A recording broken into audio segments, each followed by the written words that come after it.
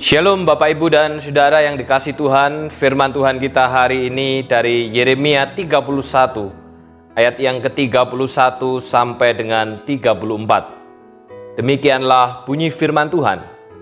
Sesungguhnya akan datang waktunya, demikianlah firman Tuhan, aku akan mengadakan perjanjian baru dengan kaum Israel dan kaum Yehuda, bukan seperti perjanjian yang telah kuadakan dengan nenek moyang mereka pada waktu aku memegang tangan mereka untuk membawa mereka keluar dari tanah Mesir.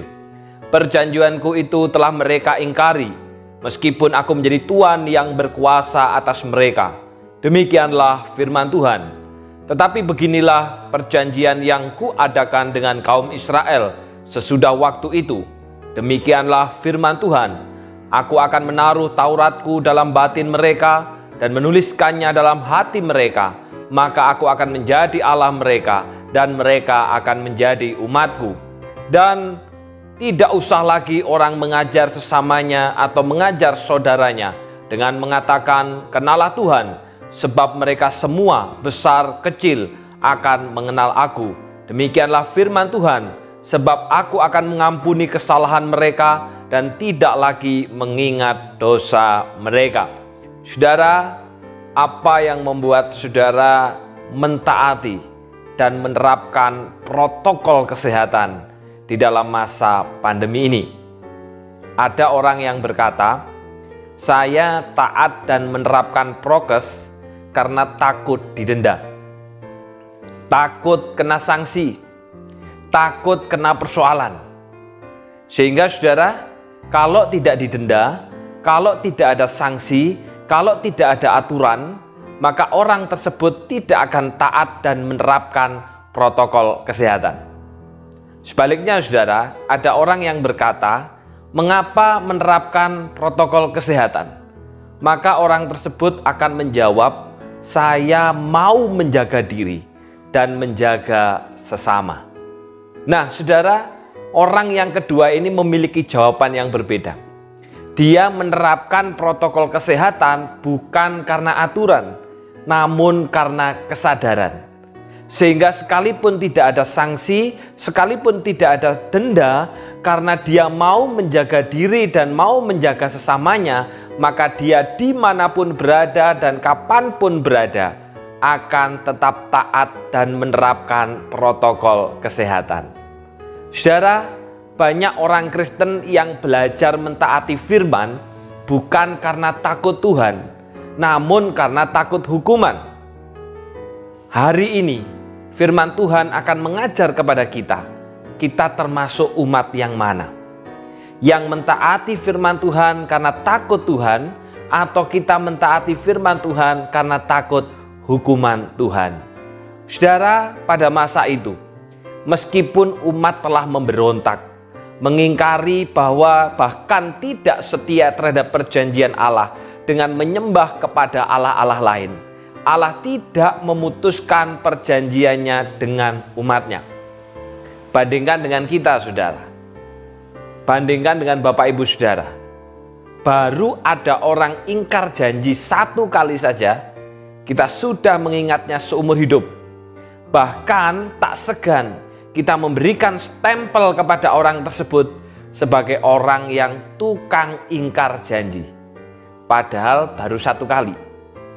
Di hadapan Allah saudara, berapa banyak saya dan saudara telah ingkar janji. Berapa banyak kita telah tidak setia dengan perjanjian. Walau demikian, Allah tidak memutuskan perjanjiannya dengan kita. Sekalipun kita telah berulang kali tidak setia, sebaliknya saudara, Allah malah melakukan inisiatif dengan mengganti atau memperbaharui perjanjian Sinai yang telah dilanggar oleh umatnya dengan suatu perjanjian yang baru. Saudara, perjanjian ini disebut sebagai perjanjian baru. Maka pertanyaannya, apanya yang baru? Nah saudara, yang baru bukan isinya. Isi perjanjiannya tetap sama, yaitu Allah menjadi Allah kita dan kita menjadi umatnya, menjadi miliknya. Isi perjanjiannya sama seperti perjanjian yang telah Tuhan ikatkan sejak dari zaman Abraham. Tidak berubah. Namun saudara, yang berubah adalah kemasannya. Yang berubah adalah bentuknya.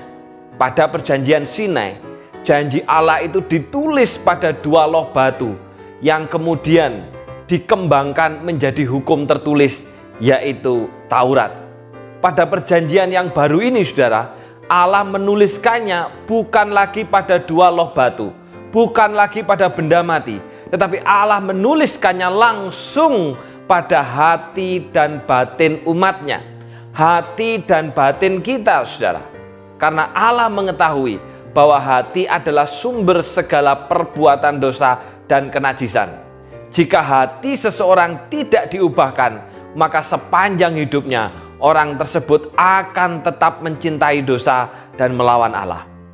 Ini yang disebut perjanjian baru, yang ditulis dalam hati dan batin kita. Nah, saudara, perjanjian baru itu telah digenapi melalui kelahiran, kematian, dan kebangkitan Tuhan Yesus, serta turunnya Roh Kudus pada hari Pentakosta. Allah melalui Yesus Kristus menyapa langsung kehidupan umatnya dan menyucikan hidup kita dari dosa.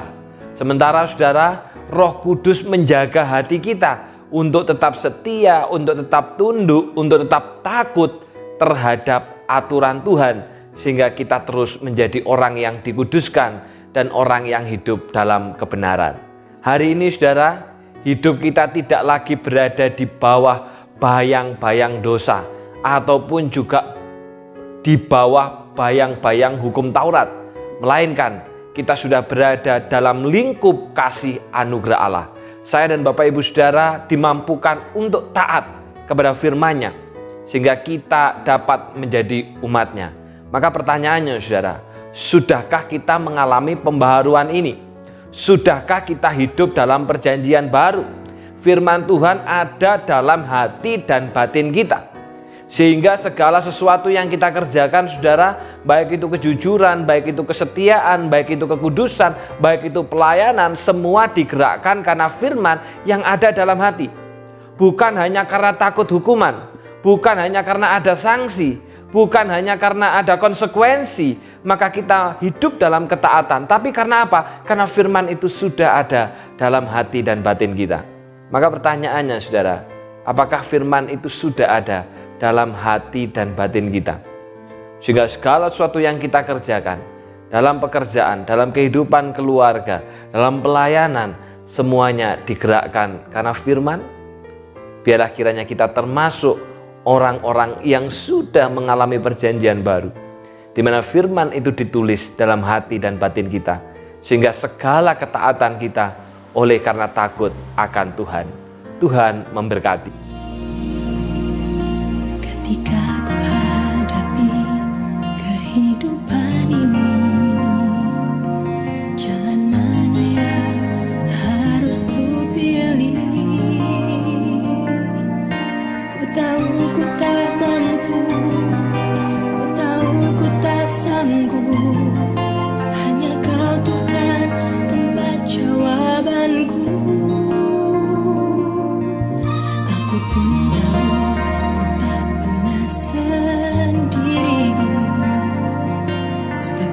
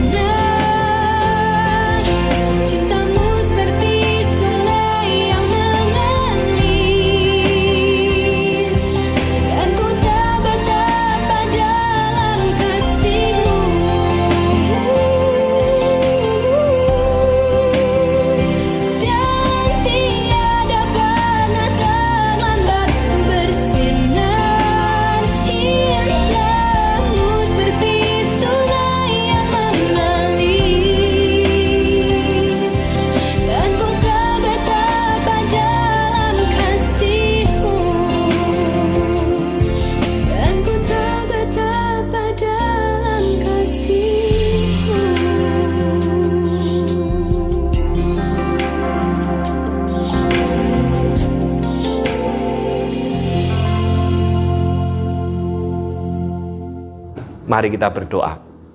Bapa yang di surga, terima kasih firman-Mu pada saat ini mengingatkan kami bahwa Engkau telah memperbaharui perjanjian-Mu yang bukan lagi ditulis pada kedua loh batu, tetapi ditulis pada hati dan batin kami. Oleh karena itu Bapa, pada saat ini kami menguji hati kami masing-masing.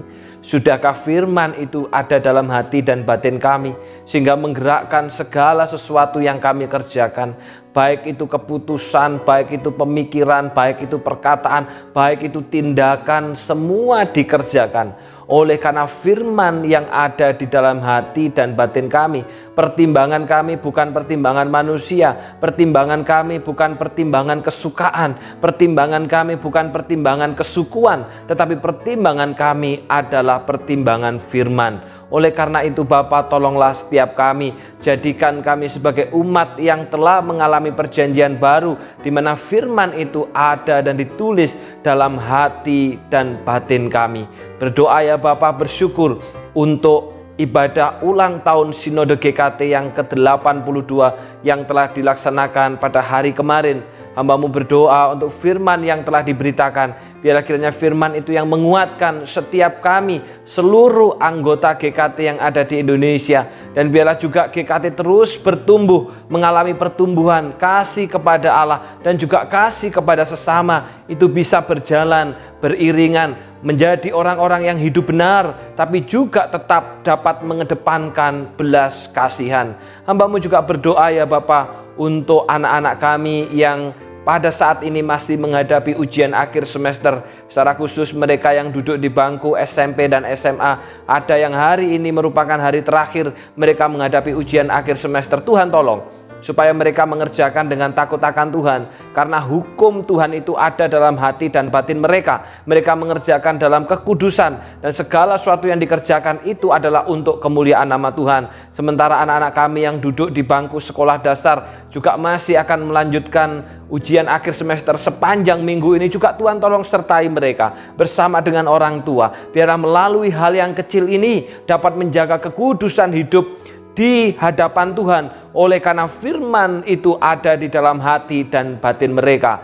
Terima kasih Bapa. Demikian juga hamba-Mu mengingat ya Bapa, untuk korban erupsi daripada Gunung Semeru. Sementara ada 2.970 rumah rusak dan 15 warga yang dinyatakan telah meninggal dunia, bahkan masih banyak yang hilang.